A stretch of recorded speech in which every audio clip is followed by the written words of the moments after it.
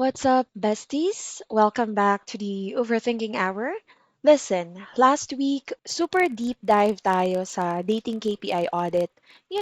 Trying to optimize our way to finding a ka-date for the holidays. If you missed that masterclass on avoiding the dating app fatigue, sige, i-check out mo na. But today, we're addressing the real pandemic, the vibe crash. Walang biro. Since this is the overthinking hour, we know exactly how bad that overthinking loop gets. Naramdaman mo na yan. The mental tabs are overflowing. You're on track to hit peak burnout before noon. You need a fix and you need it agad-agad. Hindi mo kailangan ng 3-hour guided meditation. Ang kailangan mo ay ang life hack equivalent of a mental Red Bull. That's why we brought in one of our expert in surviving the modern chaos, Justin. I wish I had a better voice to sing some better words. Justin is here to give us the cheat codes. We're cutting the fluff and skipping the TED Talk. This is a quick fire coping mechanisms. It's like speed dating for mental health hacks. We've structured this episode around the three main struggles nowadays: immediate relief. Ano ang lifesaver when the anxiety hits? Yung mga 5-minute fix. The mental recharge. How to break the overthinking loop with one sentence. The reset button. And the system maintenance. Ano ang non-negotiable routine na keeps you from total burnout? The long game. Whether you're doom scrolling and need to stop, or just need to switch from work mode to rest mode, without the existential dread, sasagutin namin yan. Tara, let's get into it. My name's blurry face and I care what you think. Okay, so what is the fastest, easiest thing you do to calm yourself down or when you feel stress starting to spike? Ang ginagawa ko, first, lumalabas ako, gumagala ako, Mm-hmm. pinupuntahan ko yung mga close friends ko, Mm-mm. alam mo yun, inom, gano'n, bonding, yung mga pwedeng gawin, yung magkakaibigan. Mm-mm. Usually, mas gusto ko yung gano'n na may kasama. O may mga times din na mag-isa lang ako. Ah, ah. Okay. Yun nga. Tapos, Mm. second, Taray, ganda. Ah, what is the one small habit you rely on to transition your brain from work mode to rest mode? Ako, ito ang ginagawa ko, ah. What I do ano, is, nagsusulat ako sa journal ko. okay. Yon, para lang ma-set ko yung utak ko na, alam mo yun, kasi pag nasa work ka, there's a lot of things na iniisip mo na you have to write down para mag-stop yung brain mo or para mag-shut down yung brain mo, mag-isip. So, the brain Mm, can rest. Ako, that's what I do. mm, Ikaw? ako ginagawa ko, nagdo-doom scroll. Sa phone. Oo, sa phone. Yeah. Mm. Doom Actually, scroll. Oo. actually, Para makain na rin. Oo, most. mostly ganyan na ang ginagawa eh, no? Okay. So when you feel overwhelmed, what's a simple physical thing you do? Like a specific stretch of, or like a specific stretch or breathing technique that brings you back to the present. Yun nga, pag jogging ko, pag running, Mhm. Ako ano ba? Pag na-overwhelm ako, ewan ko, parang feeling ko kasi recently, yung thinking space ko kapag nasa kwarto ako. Kaya ang ginagawa mm, ko, Kaya ang ginagawa ko recently, lumalabas ako ng kwarto. Tatambay oo, ako ng sala or ng dining, ganon. Pag mm, na-overwhelm yung utak ko. Pero kapag hindi ko na talaga kaya, like you, ang ginagawa ko talaga, tumatakbo ako. Pinipilit kong tumakbo. mm, Or, Kasi sobrang tulong din ng dopamine pag tatakbo. totoo, totoo. Oo, Parang siyang band-aid. Tinatapalan niya yung, mm, tinatapalan niya true. yung pag-iisip. And aside from that, what Saka, I do is, binge watching sa Netflix. yun, same ako din. Mm. movie series. So, ako, most of the time talaga ang ginagawa ko. Mahilig kasi talaga ako sa music. Sa music. So, nakikinig na ako ng music. And then, all day, okay na ako dun. Eto, if you Parang only ganun. have 5 minutes to totally change your mood, what is the most effective thing you do? Simulan ko Ay, ha. Ako sige. eto, dahil na-mention mo nga yung music, sakto. What I do is, madalas talaga pag gising ko ng umaga, it's like I'm waking up in the wrong side of the bed. Parang wala agad ako sa mood. So, ang ginagawa ko, Mhm. kasi as a mom, hindi ka naman pwede nagigising ka ng umaga tapos tinatamad ka, pikit ka na lang ulit. Hindi yun pwede. It's a Mhm. non-negotiable. Like, pagkagising mo, you have to, alam mo yun, kailangan mo agad bumangon kasi you have Mhm. the stuff that you need to do eh. So what I do Mhm. is, kahit bad trip ako or bad mood ako, ang ginagawa ko, nagpe-play ako ng song. Ng kahit anong kanta. Mga, mga good mood, mga good vibes na kanta, ganyan. Tapos automatically Mhm. na-change yung mood ko. Hindi ko Mhm. napapansin nagiging okay na ako. Along, yung, halimbawa, habang nagliligpit sa kitchen, ganyan. Hindi ko napapansin, Mhm. nagbabago na yung mood ko. Ikaw? Mhm. Ako, ang ginagawa ko, naglilinis ng kwarto. Okay. So, ikaw, Ako, ganun. Okay. tas may background, naka-earpods ako, naglinis ako ng kwarto. Ay, parang mali ba?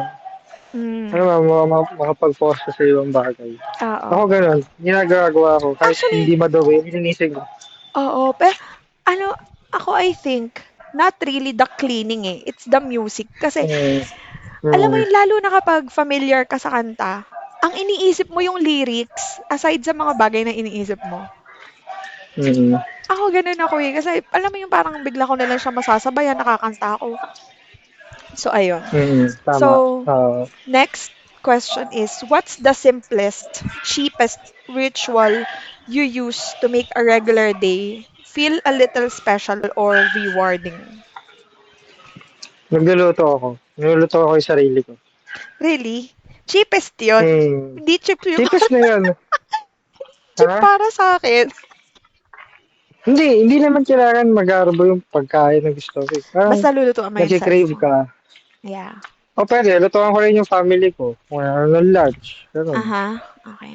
Ganun. So parang ano mo yun, parang may effort ka talagang gagawin. Para yung mind mo, hindi yung saan-saan. At least may nagagawa ka. Hindi lang para sa'yo, hindi para sa iba din. Yeah. Ako actually, Mm. I don't know.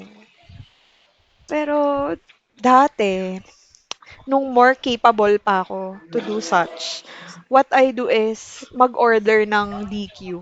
Ice cream Ang talaga. sarap nun, ice cream. Oo. Hindi siya cheap, pero I feel like it's making my regular day little special. Oo. Oo. So, So, comfort food yun, ice cream. yes, yes. Tsaka ngayon, maiintindihan ng mga nakikinig ng overthinking hour kung bakit ako laging paos. Kasi lagi Mm. akong either ice cream, Nutella, ganyan. Mm. May Ayun. tonsillitis na, no? Matamis pa din. Hindi naman to tonsillitis talaga. It's just that hindi na talaga nawawala yung paos ko. Okay, so our next focus would be mental recharge. So it's the reset Mm. button. Ah. These are the managing mental energy and perspective. Mm. So, when you are trapped in a loop of overthinking, what is the one sentence or mantra you tell yourself to break the cycle? For me, the one sentence or mantra that I tell myself is, this too shall pass. Ah. Ako, ito, meron na ako naisip. Okay. Ano, wag mong tatambayan. Exactly. Or Oo. ano ba, meron pa akong the only way is through. Mm. Pwede, oo. 'Di ba? Kasi there's no other way eh. Kailangan mo lang sumulong ng Oo. sumulong. Oo. Kasi if, like, yung sa'yo nga, 'di ba parang same sila eh, ng gustong sabihin na 'wag mong tatambayan. Mm. Dadaanan mo Mm. lang.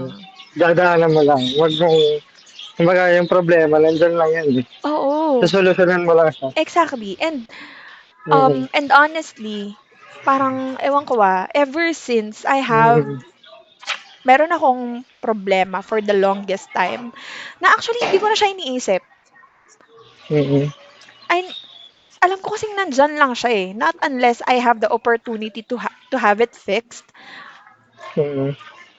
then that's the time na iisipin ko na siya kung paano ko siya Mm-mm. susolusyonan. Pero at the moment na wala pa akong Mm-mm. solusyon para sa kanya, bakit ako Mm-mm. mag-overthink about it, 'di ba?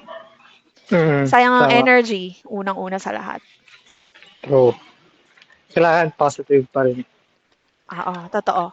Um, Mm. okay, next. What's the best way you have found to use your phone or technology to reduce stress, not add to it?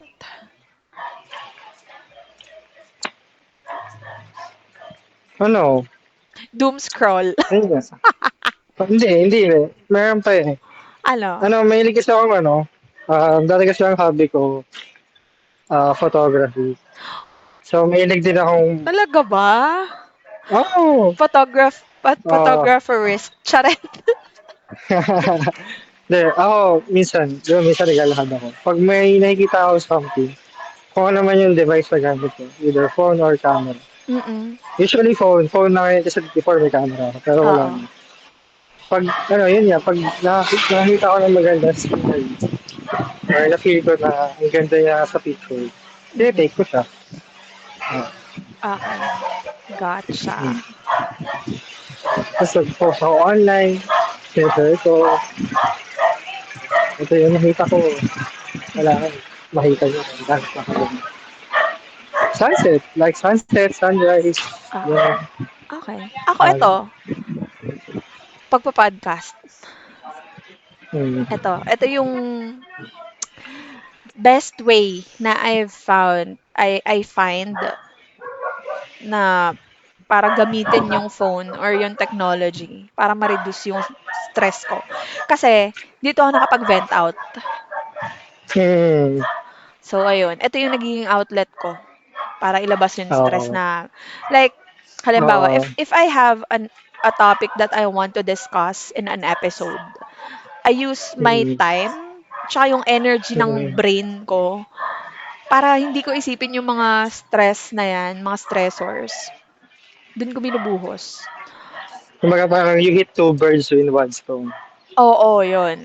Uh, Okay, so what is a truth or belief that you always go back to when things feel unfair or difficult? Meron ako. Mine sige. is truth or belief. Ang paniniwala ko kasi is hindi binibigay ni God ang isang problema na hindi mo kayang solusyonan or hindi mo kayang daanan. Mm. Ayun. So ikaw, what's your truth or belief? Ako parang gano'n din. Um, kasi kung ano man yung, di ba, kung ano man yung binabatas sa yung problema, wala ka nang ibang lalapitan eh. Di ba? Mhm. May kaibigan ka, may family ka, pero iba pa rin yung faith mo. Iba pa rin yung paniniwala mo na hindi mo to malalagpasan kung hindi Mm, mo kikilusan. tama. In Mm. fairness, napaka-God-centered ng episode na 'to. Dangal. Oo.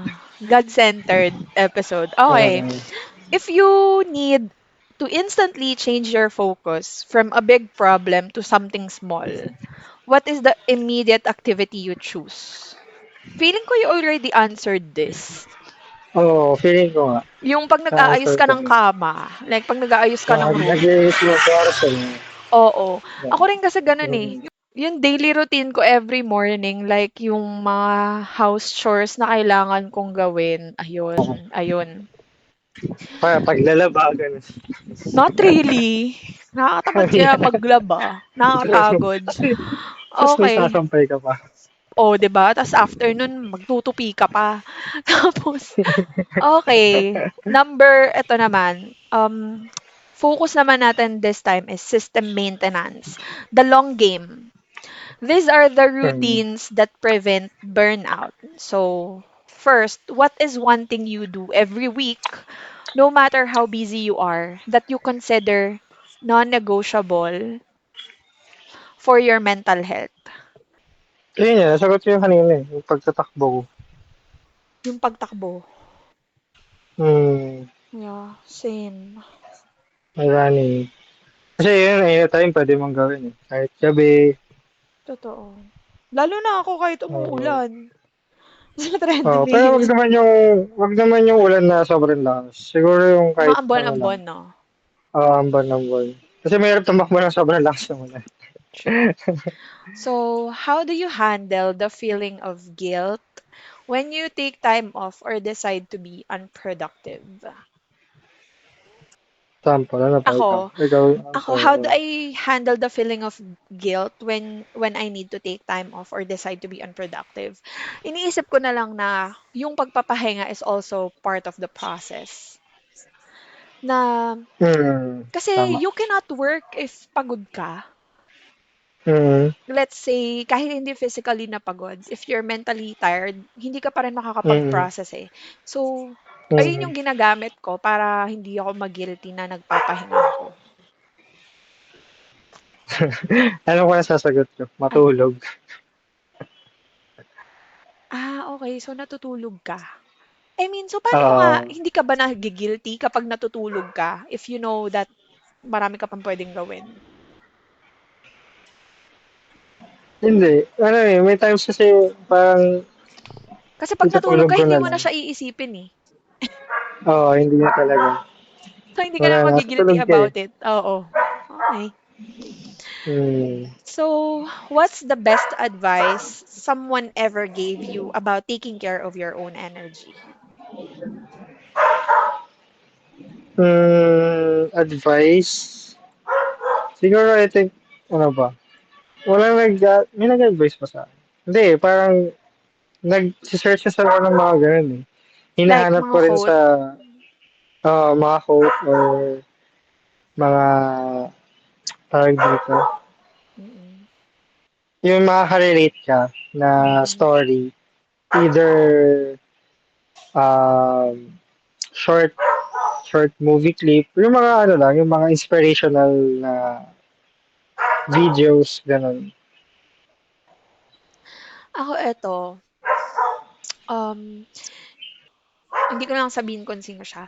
Ang sinasabi niya sa Mm, akin is, um, ano ba to? Your energy is a budget.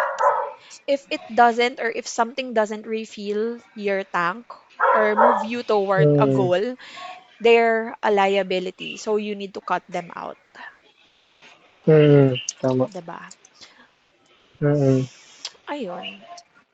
Yung sino yung hindi nakakapagbigay sa'yo ng peace. Oh, exactly. If they're not Mm, giving, or like, bi- if stress lang yung binibigay nila sa'yo, why waste time? true. 'Di ba? May mga Why ganun waste eh. Actually, kahit energy? yung mga kaibigan mo. Oo. Oo. Lalo na kapag alam nila na hindi naman worth it yung pinag-uukulan mo ng energy and ng time mo.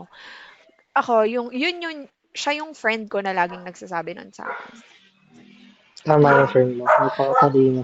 yeah. And, eto, if someone is listening and feeling burned out right now, what is the one Mm. practical step you would tell them to schedule into their calendar today? I think ako, advice ko sa kanila, sa mga makikinig na to, kumbaga parang, know your priorities first. Diba? Mm-mm. Kung kailangan mong unahin yung sarili mo, why not? Unahin mo muna yung sarili mo bago ibang bagay. Kasi once na, na realize mo na yung, kumbaga, na, hindi. Kung yung sarili mo, ipaprioritize mo para maibigay mo yung, ano ba yun? Kasi ganun yun eh, may positive energy ka na. So, Mm. magiging positive na lahat yung outcome.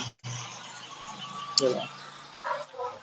One So, practical step, ako, ang one practical step na I can tell them to schedule into their calendar is magkaroon sila ng me time nila. yun, yun tayo. Either magpahinga, go out, mani-pedi, massage, Mm, Yun. manood ng sine, Yes, basta me time. Kung ikaw ang me me time mo time. pagtakbo, yun. Mm, Anything that would make you feel or alam mo yun, yung makakapagbigay sa'yo ng happy hormones. mm, Just so your mind or your brain can rest. Kasi if mm, they're feeling burned out currently, ang mm, unang-una dapat i-prioritize nila is kung ano mga tumatakbo sa utak nila. mm.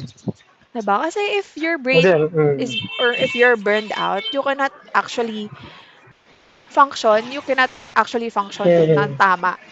Kahit mag-isip mm, ng tama, hindi mo magagawa kasi you're burned out. mm. Kailangan mo talaga i-rest yung utak mo. Yes. Correct. Para after that, makakapag-focus ka na. Malalaman Totoo. mo na kung ano yung mga dapat mong gawin. True, true. Ayun. Wish we could turn back time to the good old days. And that's a wrap for this round of quick-fire coping mechanisms. Grabe, that was a lot of gold packed into one episode.